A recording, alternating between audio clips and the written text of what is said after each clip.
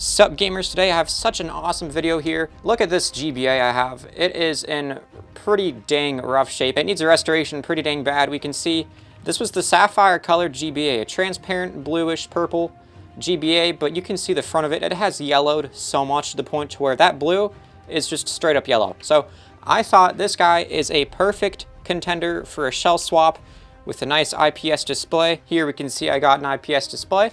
And here in the top left, get a little sneak peek. Oh yeah, that shell is gonna be awesome. I also bought new buttons for it as well to go along with it to help match the scheme. This thing is gonna be absolutely sick. This GBA works totally fine. As we can see, power's right up, looks good. Let's hop right into the repair. I'm gonna take these batteries out for now. So the first thing I'm gonna do, I'm just gonna fully disassemble the console. We got some Y screws to take care of up here and around the whole shell. All right, and here we have one black Phillips screw under there. Gonna take care of. All right, so now this should just pop right off. Pretty nice. Got that yellowing towards the top there. It's pretty sad. Got these shell pieces out of here. So now we got some more Phillips screws holding in the board in place. Let's get our old LCD free and out of here. So here's our board. Now these button membranes work great. Wow, dude, look at that dust. For the DS lights that I work on, it's normally not straight dust. It's normally like straight up dirt and like just caked on dust instead of just actual dust. So this is actually a pretty nice change of scenery for me since I specialize in DS lights. And so one thing I want to do with this board, I want to change the power LED. So I'm going to give you guys another sneak peek to the shell here. The eyeball right there is right where the LED goes. So instead of having green for the regular good power LED, I'm going to swap it to be red. And then I'm going to make the red LED, like the low battery indicator, orange. So I'm going to swap around those LEDs a little bit to make it pretty cool. Our speaker is a little dusty. I'll definitely get that cleaned up. And then we will need to tin some pads to connect our screen to.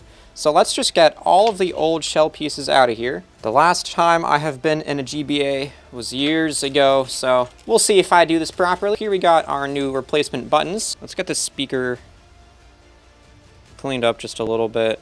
Power switch difference. We got the old OEM gray one and our new black one. That'll look really cool. So the LEDs that I'm going to be using, I'm going to be pulling the LEDs from a DS Lite.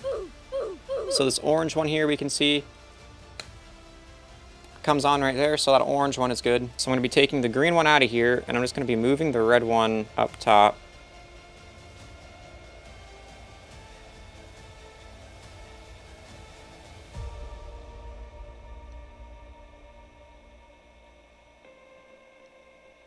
All right, so what I'm gonna do, I'm just gonna make sure the red LED still works. Bam, and we can see it does. Nice and bright. So now I'm gonna install our orange LED. We will need to get that off of our DS Lite.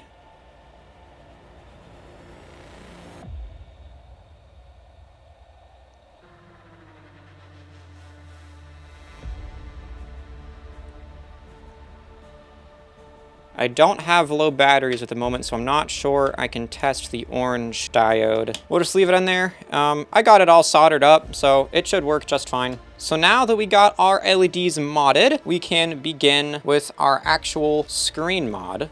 So here we have our screen, our cable, and then we got our wires to solder up. So we have the menu. So I got the 40-pin adapter, so I will be connecting the 40 pin.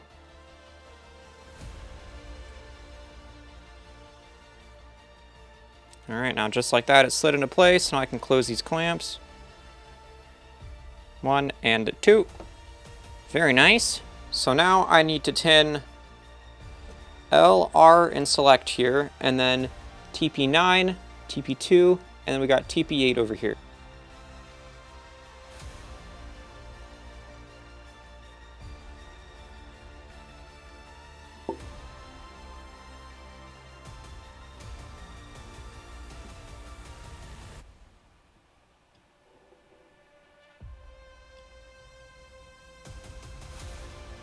Alright, so I got those 3 tinned on the board. Now for these 3, on our cable. All right.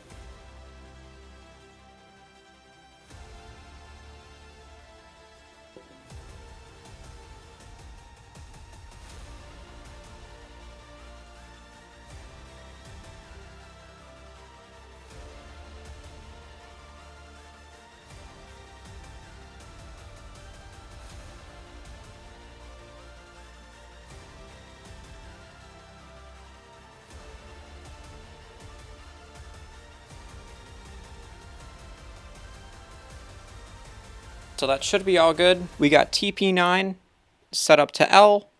We got TP8 set up to R. And we got TP2 set up to select. So now that we got everything soldered up, we can behold our replacement shell and begin assembly.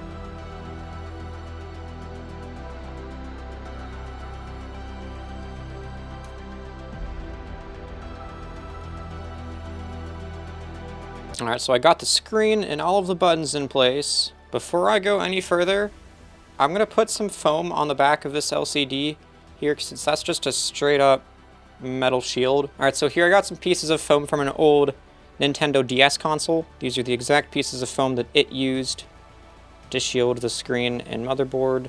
There we go, that's a pretty nice sheet of foam. So I'm going to flip our board back over and just try to make sure that all of the cables sit where they're supposed to go. So you can see there's some cable spaghetti in there. Ah, geez. Just a slight complication. This cable tore off the whole TP2 pad. So instead of using TP2, which is select, I'm just going to use TP3, which is start.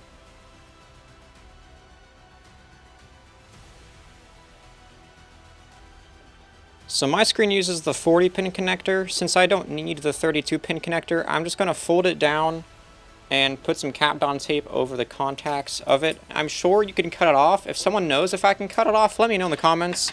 I would really appreciate that. But since I just don't know and I don't want to ruin it, I'm just going to fold it over, put some Kapton tape on it, and call it a day. I'm also, to be safe, I'm also going to put some Kapton tape over all of these components here, since it's going to be right up against the motherboard. I just don't want anything to short out.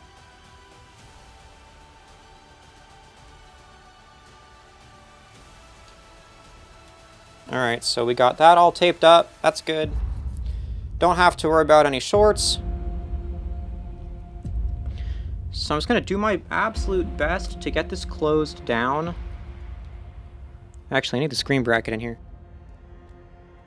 As I'm getting this screen bracket on, I'm sure you guys can tell the elephant in the room. See that white cable up top there? Yeah, it got completely disconnected. That one was from test point 9 to L. So as you see, I just soldered it off. Not even going to use it. It doesn't even really matter because we really only need one shoulder button for the menu to work. So instead of being able to go back and forth, we'll only be able to go one direction inside of the screen menu, but that's actually totally okay.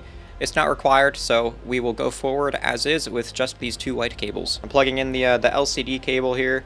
I just want to make sure it's in as far as it goes, and then just trying to close the clamp as lightly as I can. And so now, for me, this is the most difficult part, folding the board down. I fidgeted with this for about 12 minutes. It was not fun. The cables are in the way. It's hard to get the speaker in place with all the buttons and the button membranes and the switches. It's pretty challenging for me. This is just my second time in a GBA, but I finally get everything in place. Got the screws in, and from here I'm able to get all of the buttons in place. We got the L and R shoulder buttons. We got the surrounding pieces here.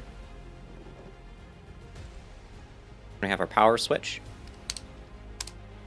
And now I can finally, after all this time, get this back plate on.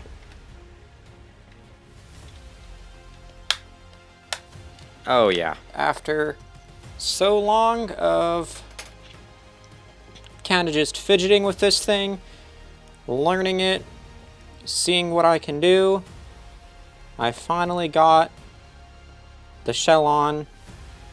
And I'm going to put in a couple of these screws, and then we're going to go ahead and test it out. They provided us with new screws with this shell. Moment of truth. Let's see this. Dude, look at that red LED, bro. Oh, that is so sick, dude. Look at Rayquaza's eye just, bam, light up so menacingly. With the black buttons, I thought the black buttons would complement this thing so nicely. What other game to try out than my childhood Pokemon Emerald version? Look at that right through there, man. It read it. I love the red Rayquaza eye. The touch sensor works good. Got that brightness. All right, I'm gonna go ahead and peel this back.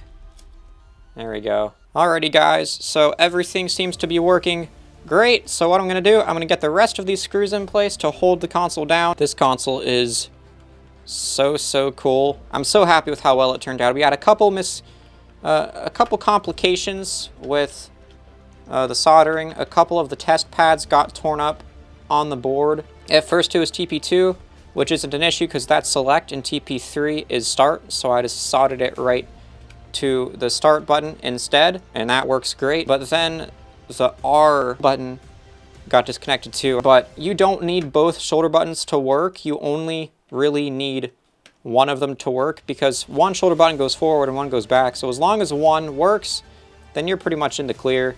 Let's get our batteries in place. Let's pop our battery door on.